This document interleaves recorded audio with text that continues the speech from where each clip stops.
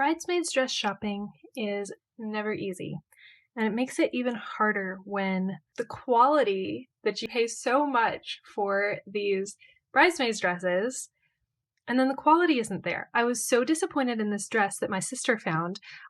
It's great in many, many ways, but it has this flaw right here where the padding underneath this thin material on the top, the seam shows right through because they have, well, I'll get into the details of why and how to fix it, how I'm fixing it in a second here, but I'm just so disappointed that this line is here and it makes it look like she's wearing a bad bra and it just doesn't make her look nice. So we are going to open this up and fix this issue. Unfortunately, all of the layers are closed up inside of the lining, so we're going to open this up, and thankfully it's turning out to be a pretty easy fix, which makes it actually even more disappointing to me because, guys, it wasn't that hard to not have this issue in the first place. It's much harder for me to go inside and fix it. It would have been really, really easy for you to do what I'm about to do while you were still inside it. So for you watcher here, I want to show you how to fix it so that you don't end up having this issue on any dresses that you might make, because this is an easy mistake to make, especially if you're a quilter and you're getting into the sewing world, because the mistake here, if I can show you the inside of this dress, the mistake is simply pressing the seam allowance of this thick fabric that has also been interfaced to one side. And it creates this ridge where what you need to do is just simply open it up, and then you end up getting this smoother line on the outside because instead of the bulk all being on one side, like it is how I'm showing you now, instead, if I can get it open again, you have the bulk evening itself out, and you have a much smoother surface. And this isn't even fully fixed. That's just me moving it to one side. So guys, this is why you must press your seam allowances open unless you have a very specific reason not to. Pressing your seam allowances open, it will minimize that bulk and create smooth lines.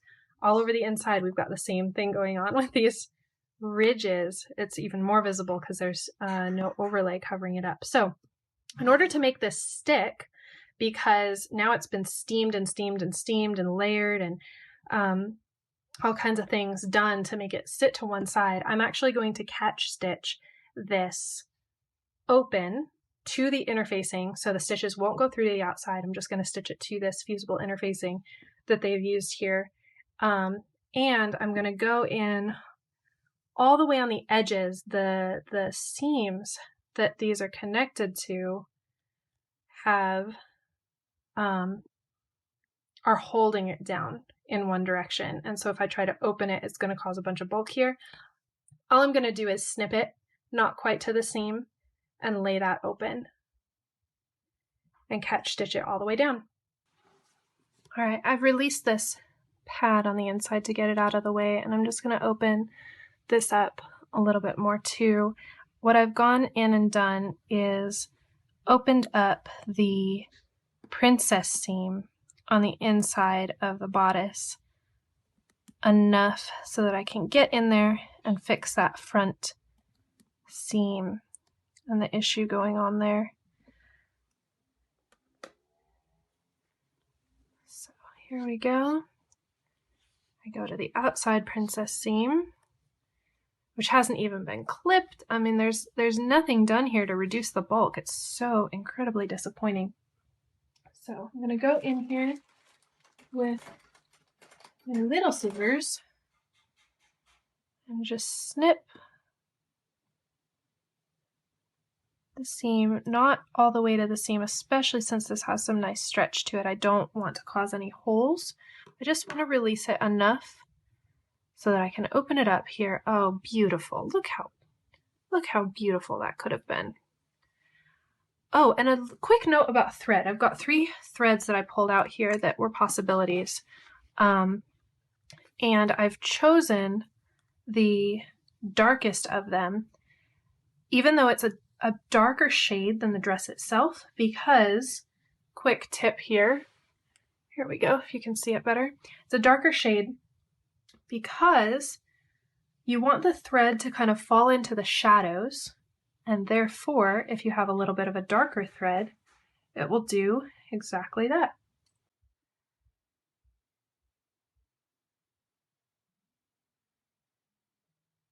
Nice tiny little knot here. We'll start catch stitching. In case you ever wondered where you might need to use catch stitching, here's where. If you want to tack your seams down, catch stitching is a really neat, nice way to do that. Now, I'm pretty out of practice, so this will be a good opportunity for me to brush up a little bit.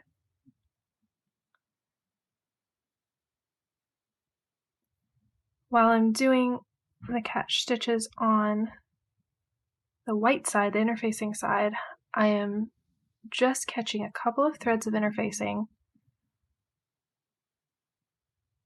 And really similarly here, you don't need to poke through all the way, you need to just catch a few threads, just enough to hold this in place.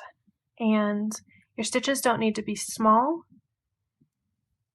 and you don't want to pull them tight, because the whole point of using this catch stitch is that it's very flexible, and so it's even easier to stay invisible than, say, felling this seam. You definitely wouldn't want to fell something like this, because this is a stretch fabric, in case I didn't note that, or in case it wasn't clear. This is a stretch fabric, and so we want lots of flexibility in this seam.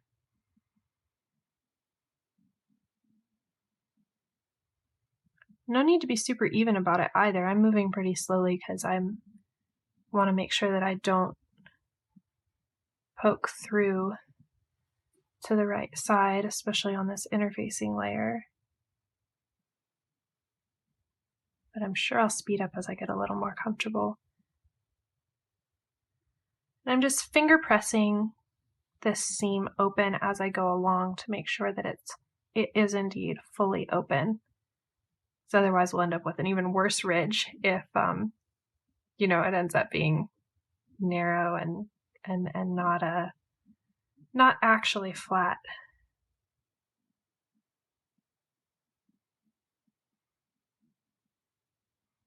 And you can see how awkward this is, me working on the inside of this garment. This is one reason that I really hate alterations, honestly.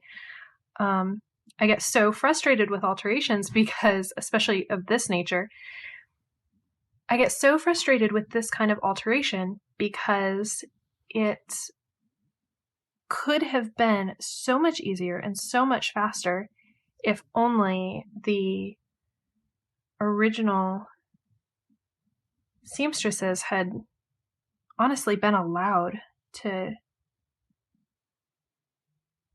do it right. I say be allowed because with a company like this, they're told how to put things together. It's not even the designer's fault.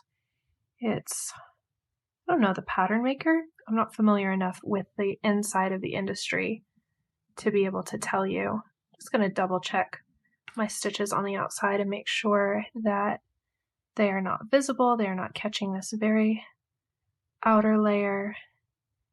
Nice and clean. So I'm going to do this all the way down both sides of the seam on both sides of the front. And then it's going to be beautiful. And I will also need to reattach this padding as well as close up the interior. Thankfully, this is such a gorgeous dress and it otherwise fits my sister quite well. So this is going to be a bridesmaid's dress that she will be able to wear again, which is always lovely. You can see, because nobody's going to be seeing this except for you. Once it's all closed up, I'm not worrying about little moments here where the catch stitching isn't beautiful where it's catching on the seam. It's no big deal. Kind of telling myself that because I'm a perfectionist and I like things to look as beautiful on the inside as the outside, even if the inside gets completely covered up by the true inside. Once I finish this stitching, I will steam it to kind of reset this. But this way I don't have to worry about getting my iron up in there, especially with that outer layer that's a stretch layer. It'd be too complicated to just try to press this. And the catch stitching assures that it never moves again. Now I'm hitting a curve here where there's too much fabric, especially because this hasn't been trimmed, but I decided to leave it and not trim it because the extra fabric is sort of going to be providing a layer of padding to that seam to smooth it out even further, so that if I just trimmed it, then we would get a little ridge right here.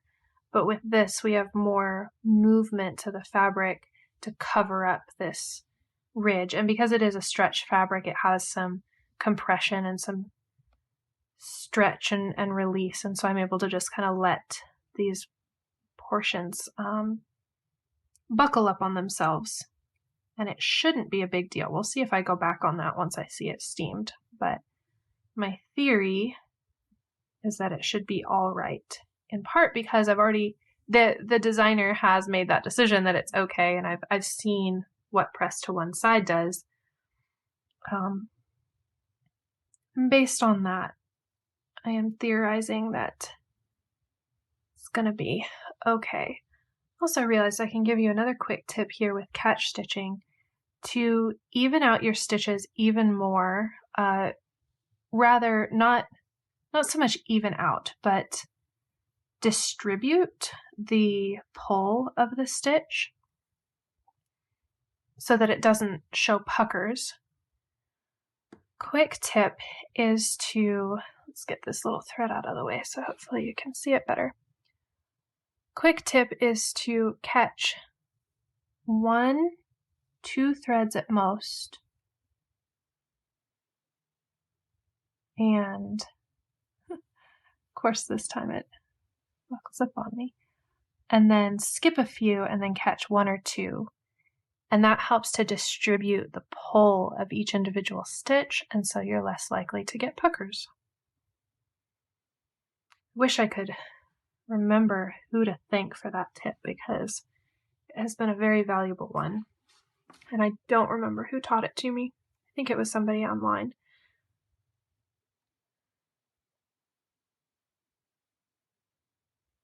All right, we're gonna get tricky down in here because this seam is in the way.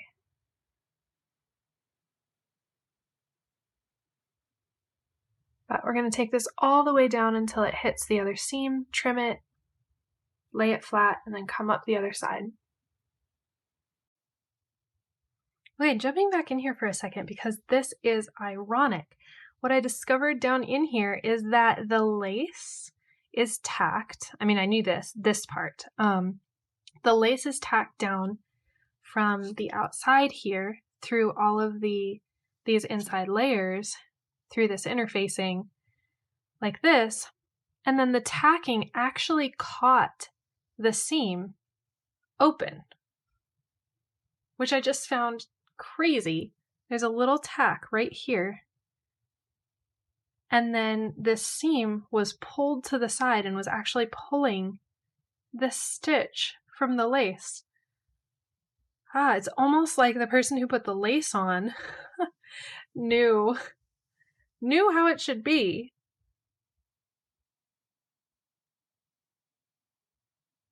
Well, now it is the way it should be. As you can see, I've come very close to the edge. I've gone in and trimmed this so that it lays very neatly open. And I'm about to go up the other side. Now look at that. Only one side is tacked down to tack this open and the other side has been left so far. I may or may not actually end up tacking down that side since it's already pressed so strongly toward the center front. I may be able to get away with just catch stitching the one seam. But you can already see, look how much smoother that is from this ridge over here. Look at that comparison. And I don't even have the padding in here to smooth it out further. And look how simple that was and how simple it would have been if it had just happened at the steaming stage. So now I'll just do the other side and then I'll show you the final result.